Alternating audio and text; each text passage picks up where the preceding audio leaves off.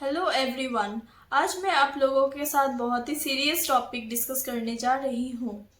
मैं यही उम्मीद करती हूँ आप लोग इस बात को न्यूट्रली समझने की कोशिश करेंगे और अपनी राय दे पाएंगे।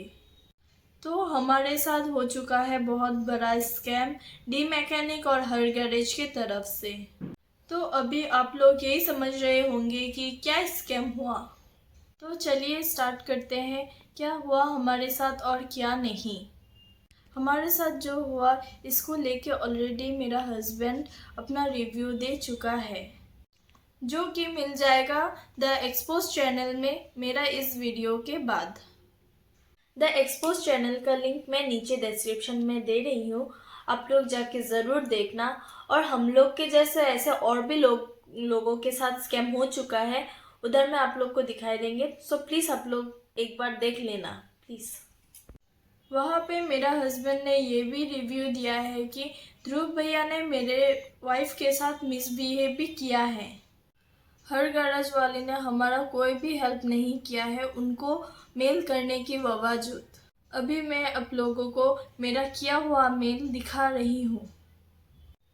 ये रहा मेरा मेल।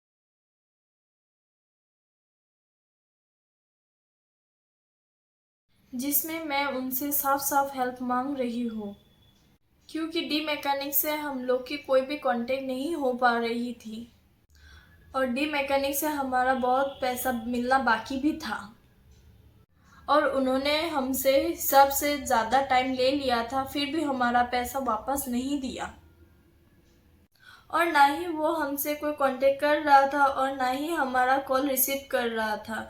सो इसी प्रॉब्लम के वजह से हम लोग ने हर गैरेज वाले को मेल किया था ताकि वो डीप मैकेनिक के साथ बात करके हमारा प्रॉब्लम सॉल्व कर देता।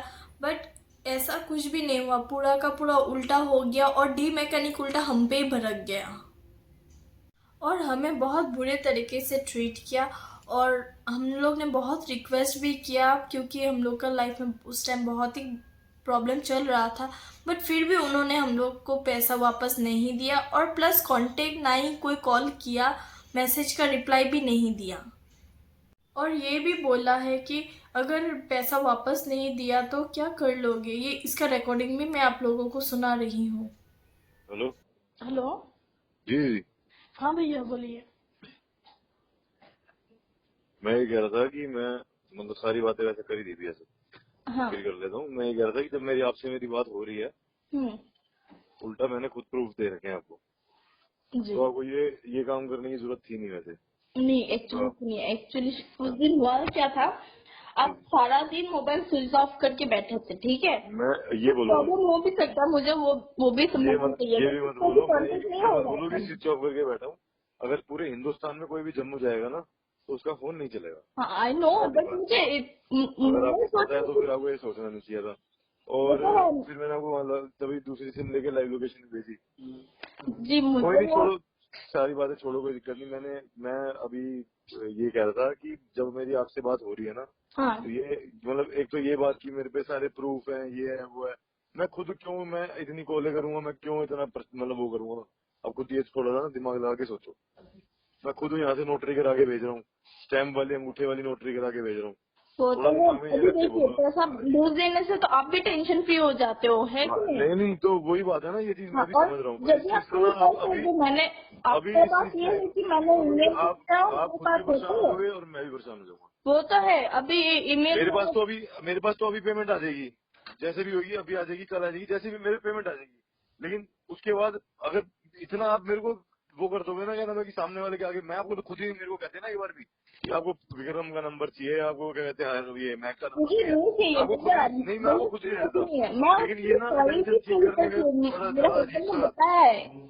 मेरा हस्बैंड ने मुझे सब कुछ बताया, मुझे गाली भी दिया है इन्होंने कि ऐसा करना नहीं चाहिए। फिर मैंने इनको समझाया कि देखो सारा दिन ये भैया भी स्विच ऑफ करके बैठा हुआ है मोबाइल, और वो क्या नाम की जाने प्रतीक भैया को भी मैंने फोन किया तो वो भी बता नहीं रहा है, बोल रहा अभी भेज रहा है अभी भेज रहा है। कल भी छोड़ो छोड़ो, ये कोई सब नहीं, बोला था। सारी बातें छोड़ो। मैंने भैया को बस ये बोला है कि मेरी मेरी ना ऑफिशियली पेमेंट आनी है, बल्कि भेजने के बाद ना मैं वो अकाउंट डिटेल भेजूंगा, क्योंकि अगर मैं अब किसी भी चीज को जस्टिफाई करता हूँ ना तो वो बहाना ही लगेगा।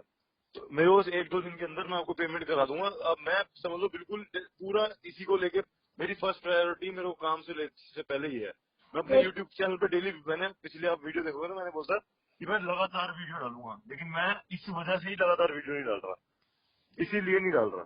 30 दिन की मैंने वो करी थी, एक हफ्ता लगातार डाली, लेकिन उसके बाद नहीं डाल पाया क्योंकि अब मैं पहले ये वाला काम कराने में लगा हूँ।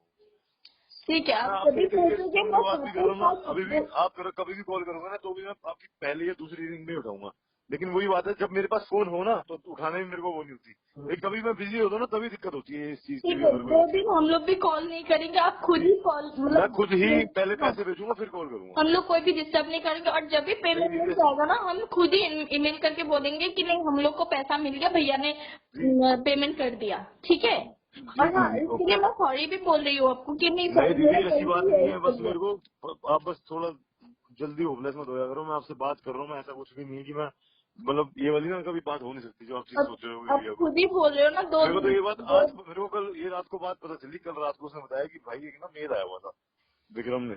तब मैंने कहा ये कौन सी बड़ी बात थी, ये कौन सी बात होगी, ये क्या हो गया, मतलब इतना इतनी जो इन्होंने लिख के भेज दी, बल्कि इनसे मेरी बात भी हो रही है।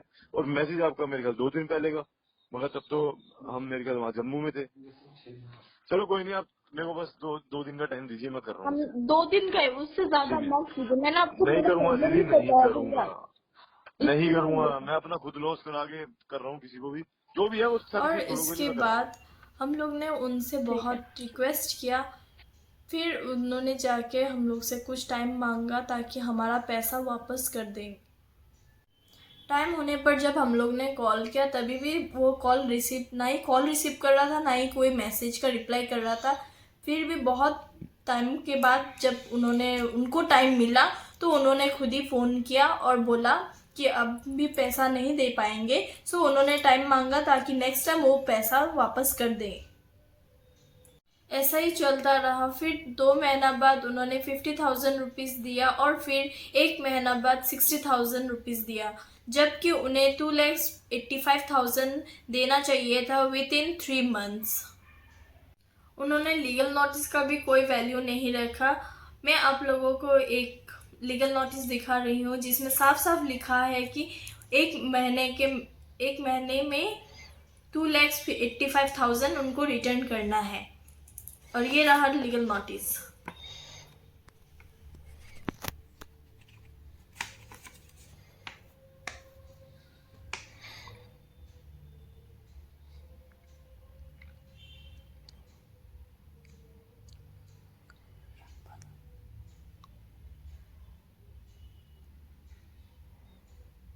मैं ये लीगल नोटिस आप स्क्रीन में दे दूंगी आप लोग, ताकि अच्छे से पढ़ पाओ।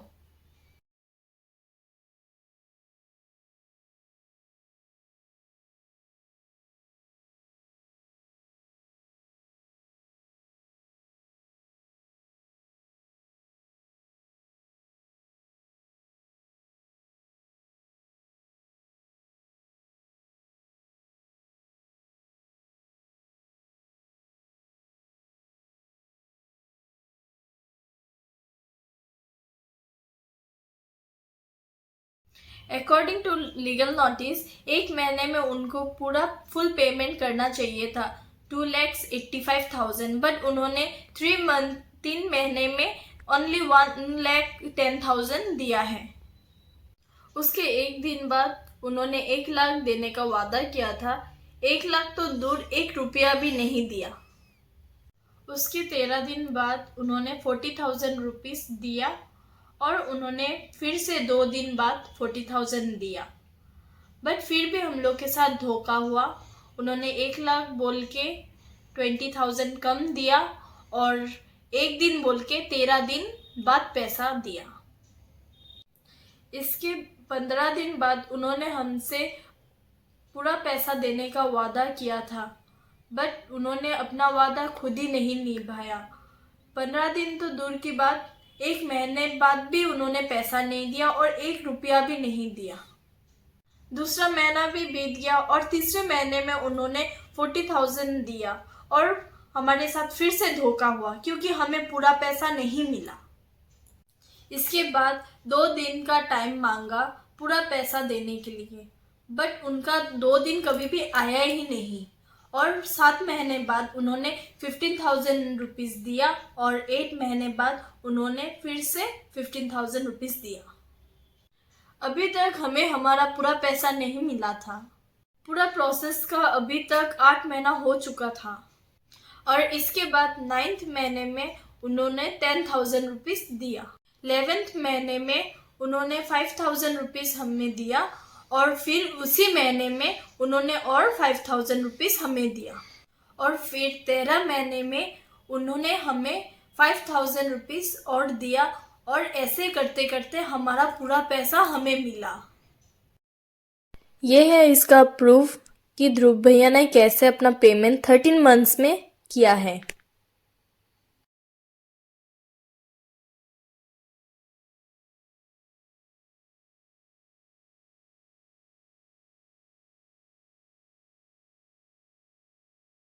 सो गाइस, बेसिकली उन्हें ये पेमेंट 1 महीना में देना चाहिए था, बट ये पेमेंट 13 महीना में जाके हमें मिला पूरा पेमेंट। तो यही हो चुका है हमारे साथ बहुत बड़ा स्कैम।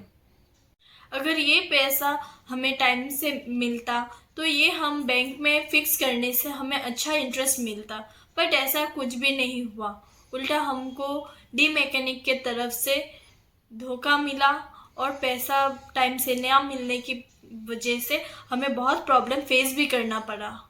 शायद ऐसा स्कैम और लोगों के साथ भी हो चुका है, हमें नहीं पता, बट हम हमारा एक्सपीरियंस आप लोगों के साथ शेयर किया। यही था हमारा एक्सपीरियंस डी मैकेनिक और हर गैरेज के साथ। ये जो पूरा प्रोसेस था 13 मंथ का, ये मैं एक ब्लॉग में नहीं बोल पाऊँगी, सो इसलिए धीरे धीरे करके इसका सारा डिटेल्स मैं आप लोगों के साथ ब्लॉग में शेयर करती रहूँगी और साथ में मेरा हस्बैंड भी उसका एक्सपीरियंस आप लोगों के साथ शेयर करेगा। सो गाइस, आप लोग के मन में जो जो क्वेश्चंस हैं आप लोग ज़रूर कमेंट सेक्शन में बताइएगा ताकि मैं आप लोग का क्वेश्चंस का आंसर मैं दे सकूं। सो गाइस, डी मैकेनिक और हर गैरेज को हम लोग बहुत अच्छा समझते हैं, बट जो हम लोग के साथ स्कैम हुआ वो आप लोग के साथ ना हो, यही हम लोग चाहते हैं। और हम लोगों को उनसे कोई भी पर्सनल दुश्मनी नहीं है, हम लोग भी उन्हें फॉलो करते हैं और मैं चाहती हूँ आप लोग भी फॉलो करना और ये स्कैम से बचे, इसलिए मैंने ये ब्लॉग बनाया। और ऐसे और भी ब्लॉग आने वाले हैं जिसमें मेरा हस्बैंड भी रहेगा, मैंने पहले ही बोला था, और बहुत कुछ आप लोगों के साथ शेयर करना है। सो आज का ब्लॉग मैं इधर ही एंड करती हूँ। आप लोग को अगर पसंद आया हो तो प्लीज़ लाइक एंड सब्सक्राइब करना मत भूलिएगा। Thank you for watching. मिलते हैं नेक्स्ट ब्लॉग में।